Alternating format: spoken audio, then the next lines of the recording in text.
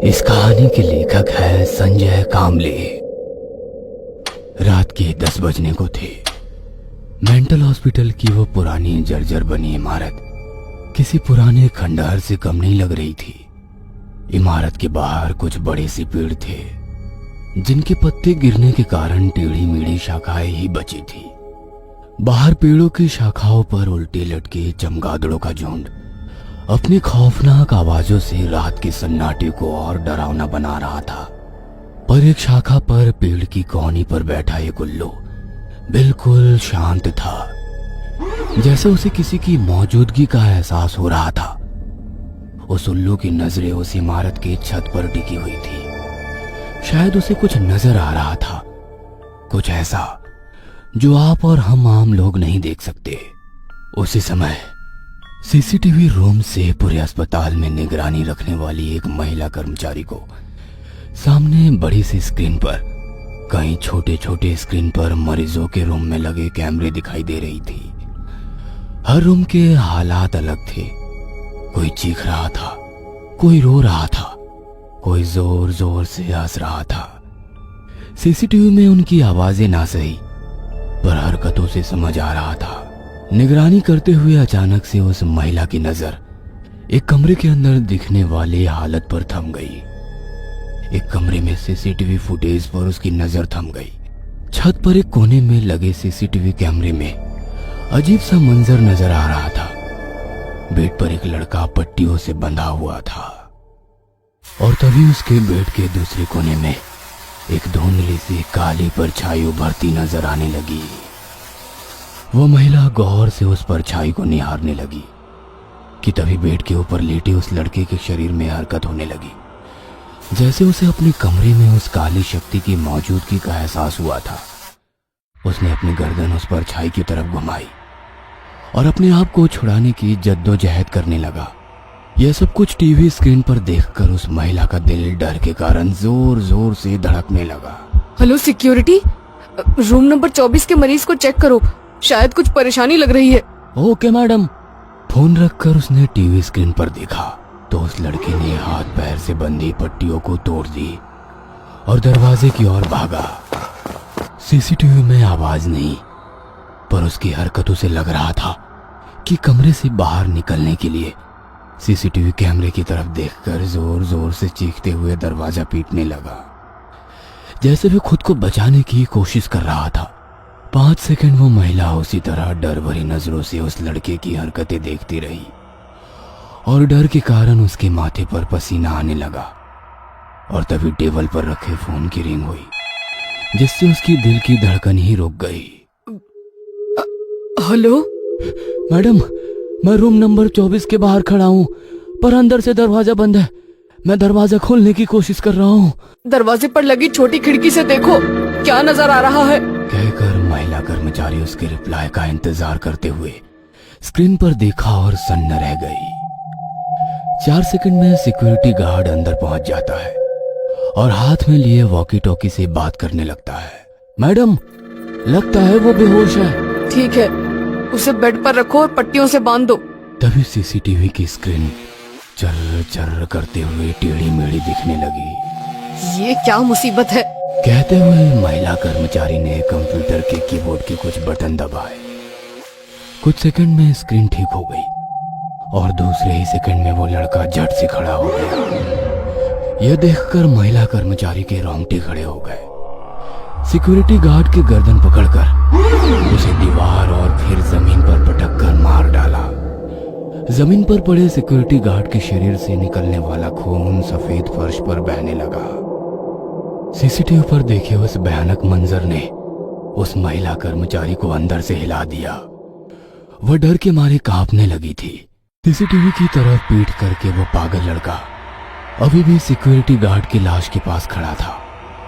Guard की लाश पर पैर रखकर वो सामने वाले कोने में जाकर खड़ा हो गया। महिला कर्मचारी की डरी सहमी नजरें उसी पर टिकी हुई थी और फिर वो झट से अपनी गर्दन 180 डिग्री पीछे सीसीटीवी कैमरे की ओर घुमाता है। यह देखकर महिला कर्मचारी सहम जाती है और फोन का रिसीवर उठाकर कॉल लगाती है। उसकी आंखें सीसीटीवी स्क्रीन पर ही थी। सिक्योरिटी गार्ड पर हमला करके वो युवक सीसीटीवी कैमरे की तरफ देखते हुए वहीं जमीन पर गिर गया और उसके जिस्म से एक धुंधली काली परछाई निकलकर खुले दरवाजे से बाहर निकलते हुए उसने साफ साफ देखा, जिससे वो डरी सहमी महिला कर्मचारी अब अपनी खौफ भरी नजरों से हर एक सीसीटीवी फुटेज गौर से देखने लगी। फोन की लाइन बिजी होने के कारण उसने दोबारा फोन लगाया और उस सीसीटीवी कंट्रोल रूम के बाहर खाली वार्ड में लगी लाइट एकदम से बंद चालू होने लगी। साथ ही रूम के अंदर की लाइट भी बंद चालू होने लगी। सामने वाली स्क्रीन एकदम से बंद हो गई, पर अगले ही पल उस बड़ी सी स्क्रीन पर एक ही विंडो ओपन हो गई। वह फुटेज थी कंट्रोल रूम के बाहर लगे सीसीटीवी कैमरे की। लाइट बंद चालू होने की वजह से फुटेज धुंधली से नजर आ रही थी। तभी वार्ड के दूसरे सिरे के कोने में कुछ अजीब हलचल होती दिखाई देने लगी। हेलो पुलिस स्टेशन, मैं कांस्टेबल माने। हेलो हेलो, मैं सरकारी मेंटल अस्पताल से बोल रही हूँ। फोन पर बोलते बोलते उस महिला कर्मचारी का ध्यान एकदम से सीसीटीवी फुटेज की ओर गया और वह सन्न रह गई, क्योंकि वार्ड में फैली धांधली रोशनी के बीच एक धुंधली परछाई धीरे धीरे आगे बढ़ती नजर आ रही थी। फोन की दूसरी तरफ से कांस्टेबल लगातार हेलो हेलो बोल रहा था, मगर वो महिला कर्मचारी इतनी डरी थी कि उसके मुंह से शब्द नहीं निकल रहे थे। अब वो काली परछाई उसी सीसीटीवी कंट्रोल रूम के बाहर कैमरे को देखते हुए दरवाजे के पास खड़ी हो गई। महिला कर्मचारी सीसीटीवी फुटेज देखते हुए दरवाजे की ओर देखने लगी। चारों ओर फैले गहरे सन्नाटे की वजह से उसके दिल की तेज धड़कनें उसे खुद को साफ साफ सुनाई दे रही थी। अगले ही पल जोर से दरवाजा खुला और उस महिला कर्मचारी की दर्दनाक चीख से अस्पताल के कंट्रोल रूम गूंज उठी। अगले दिन आसमान बरसाती बादलों से घिरा हुआ था। लगातार हो रही बारिश की वजह से सड़क पर काफी पानी जमा हो गया था। एक खूबसूरत डॉक्टर राधिका अपने स्कूटर से उतरी और अस्पताल के भीतर चलने लगी। डॉक्टर राधिका शहर की मशहूर साइकोलॉजिस्ट थी। मेंटल हॉस्पिटल के वार्ड में चलते चलते हर एक चीज की अच्छे से निगरानी कर रही थी। कुछ ही देर में वो एक रूम के पास पहुंच गई, जिसके बाहर 2 पुलिस वाले खड़े थे। उसने अपना आईडी कार्ड दिखाया और रूम के अंदर चली गई, जहां 2 कर्मचारी तस्वीरें खींचकर जांच कर रहे थे। नीचे सफेद फर्श पर खून ही खून फैला हुआ था, जो अब सूख चुका था।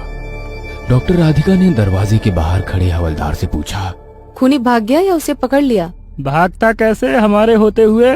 पुलिस कांस्टेबल का आत्मविश्वास देखकर राधिका ने पूछा। अरे वाह, मतलब आपने पकड़ लिया?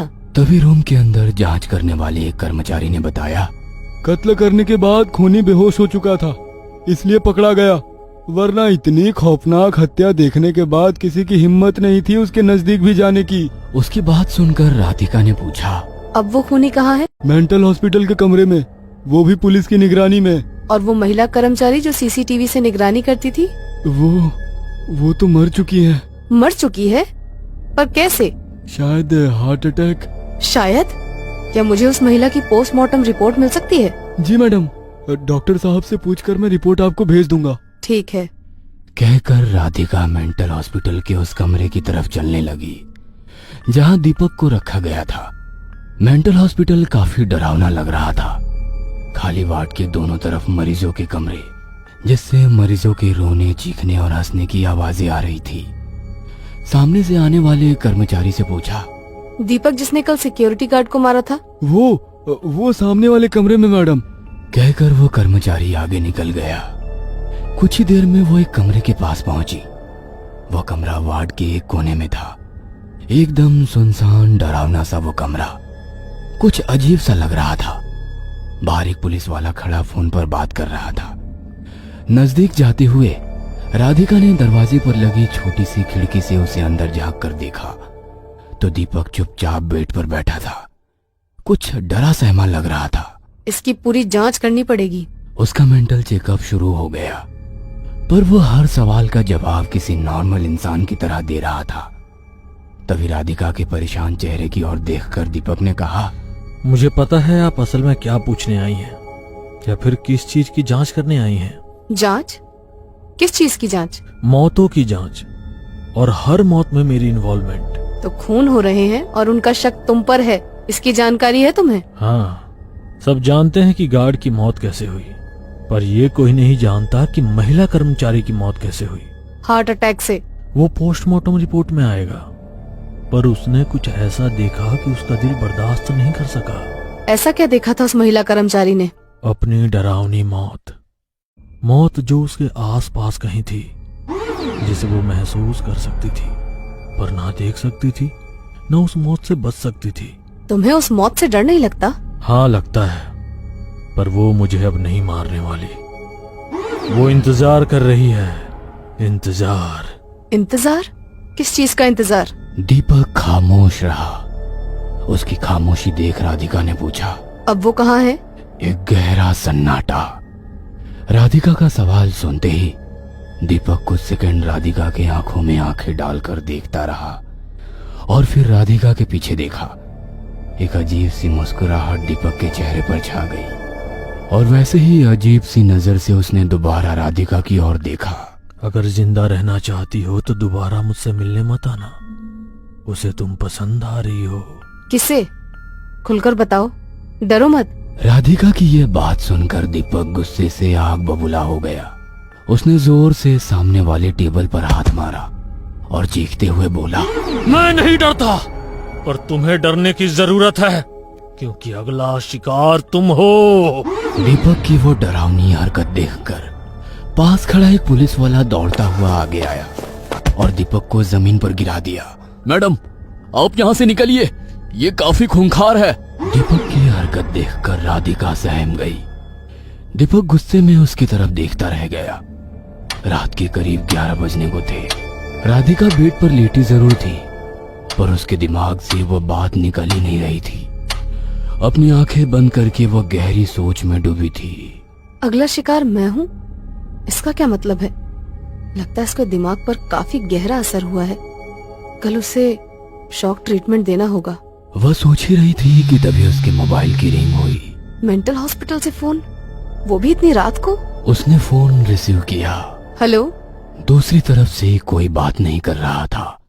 आवाज आ रही थी तो सिर्फ चलती हुई सांसों की, जैसे कोई चुपचाप राधिका की आवाज सुन रहा था। हेलो, कौन है? पर दूसरी तरफ जो भी था वो बिना कुछ बोले चुपचाप खड़ा था। हेलो, आप कुछ बोलेंगे या मैं फोन कट कर दूं? परेशान होकर वो फोन कट कर रही थी कि तभी दूसरी तरफ से एक आवाज आई, अपना ख्याल रखना, वो निकल चुका है। इतना कहकर उसने फोन रख दिया। उसकी बातें सुनकर राधिका हैरान हो गई। लगता है कोई पागल है, कहकर उसने मोबाइल बेड पर रख दिया कि तभी दरवाजे पर दस्तक हुई। क्या मुसीबत है? इतनी रात को कौन आ गया? मोबाइल उठाकर वो अपने कमरे से बाहर निकली। घर का मुख्य दरवाजा खोलने के लिए वो दरवाजे की तरफ चलने लगी कि तभी कुछ ऐसा हुआ जिससे उसके कदम ही रुक गए। सामने वाला दरवाजा धीरे धीरे अंदर की ओर खुल रहा था। खुले दरवाजे से दिखने वाला डरावना अंधेरा उसके दिल में खौफ पैदा कर रहा था। मैंने तो दरवाजा बंद कर लिया था, तो फिर दरवाजा किसने खोला? उसकी डरी सहमी नजरें घर के अंदर चारों ओर घूमने लगी। पूरे कमरे में एक जानलेवा सन्नाटा पसरा हुआ था। कुछ पल वो धीरे धीरे कदम बढ़ाते हुए दरवाजे की ओर चलने लगी। राधिका दरवाजे के पास पहुंची ही थी कि तभी उसे खौफनाक सन्नाटे में एक औरत के हंसने की धीमी आवाज गूंजने लगी। उसने गौर से सुना तो वो आवाज उसी के कमरे से ही आ रही थी। उसने मुड़कर देखा तो उसके कमरे का दरवाजा आधा खुला था। वह चुपचाप खड़ी अपनी सांसें रोककर कमरे के भीतर से आने वाली उस आवाज को सुन रही थी।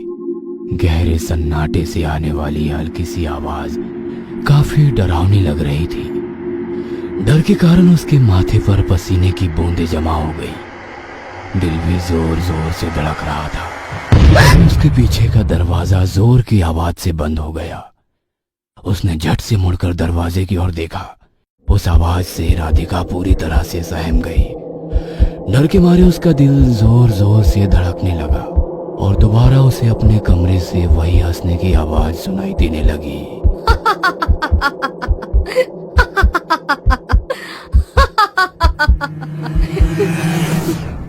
कौन है? आवाज देते हुए धीरे धीरे अपने कमरे की ओर चलने लगी। कौन हो तुम? देखो, मैं पुलिस को कॉल कर दूंगी। अपने हाथ में मोबाइल कस के पकड़कर वह एक एक कदम अपने कमरे की ओर चलने लगी। कमरा कुछ ही दूर था कि तभी कमरे की लाइट चली गई और वो खौफनाक हंसी की आवाज भी बंद हो गई। उसने झट से अपने मोबाइल का टॉर्च ऑन किया और रोशनी अपने कमरे के दरवाजे पर डाली। दरवाजा आधा खुला था, तभी पीछे से कोई उसके कानों में एक आवाज गूंजी। अपना ख्याल रखना, वो आ चुका है।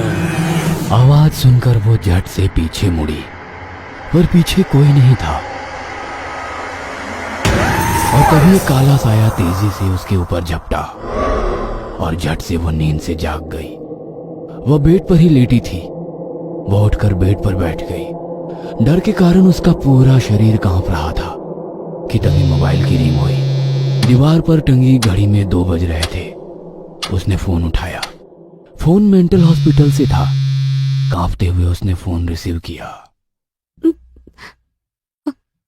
हेलो? कुछ सेकंड तक जानलेवा सन्नाटा पसरा रहा। हेलो? वो आगे कुछ बोलती कि तभी दूसरी ओर से एक डरावनी आवाज आई।